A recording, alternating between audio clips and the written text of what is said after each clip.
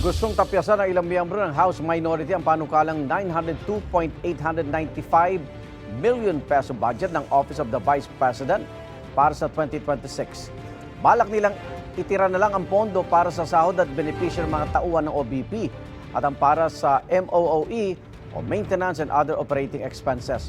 Hindi kasi nagustuhan ng ilang mambabatas ang pangisnap ni Vice President Sara Duterte sa plenary deliberations ng OBP budget na naka-schedule dapat noong September 30 at nire-schedule nitong October 2. Sa isang sulat sa House Appropriation Committee noong nakaraang linggo, sinabi ng bise na harap lang siya sa plenaryo kung obligahin din si Pangulong Bongbong Marcos sa pumunta sa deliberations para sa budget ng Office of the President.